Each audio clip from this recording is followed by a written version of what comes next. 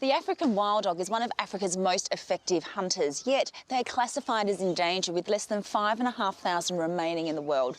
I'm here at Melbourne Zoo to find out more about this species and how Zoos Victoria is keeping them enriched. Lucas, how similar is the African wild dog, or not, to our domesticated dog? Yeah, so although they're both descended from wolves, there's actually a lot of really important differences between the two. A massive one is that African wild dogs haven't been domesticated and they're not going to be. So it means in a lot of different situations, they're going to respond really differently. So to different stimuli, whether it be like how they respond with their environment, how they interact with people, and yeah, just basically how we are going to work with them. We've got to always make sure that we are distinguishing the two and treat them as their own species. And what's led them to be endangered? There's a lot of things that's going on in Africa. So a large one is disputes over land.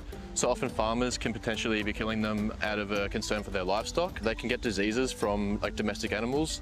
A lot of habitat destruction has really minimised the amount of area they can use. So without those resources, that the populations can't sustain themselves, and all of that contributes to lesser numbers. Right, and they're a really social and highly intelligent animal, aren't they? What's their social structure?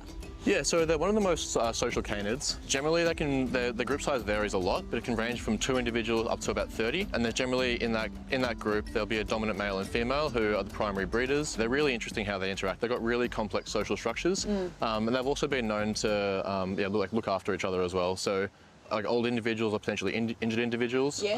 They'll actually make sure they get enough food to prolong them. So it's not necessarily once you're weak, you're out. Yes. They really do a lot to maintain the social group. Being a wild dog, being in an enclosure, I know PETstock Assist help fund an animal welfare office, so this must be really important. Yeah, absolutely. Monitoring welfare and constantly improving it is a really integral part of what we do here at the zoo. All of our animals, we need to make sure they're always in the best possible welfare state. So having that additional position is a really amazing resource to make sure that we can continue to critically assess what we're doing and constantly improve on it to make sure we achieve the best possible outcomes for animals. We know our domesticated dogs need environmental enrichment to keep their brains and bodies moving. What do you do with these guys here? We have some really variable enrichment programs for all animals. With the dogs, we've got to make sure that we're always providing a lot of different enrichments that's going to stimulate various senses, so lots of different enrichment into their enclosures. Yes. So whenever they come out, there's always something new, something novel, something exciting for them to explore. Nice. It's obviously a much smaller area than they would be in the wild, so we're making sure we're always keeping that environment nice and variable. So we give them a lot of different types of toys within their exhibit. So things like we give them a big plastic balls with holes in it. It's really hard plastic; they're not going to chew through. It's always safe to use.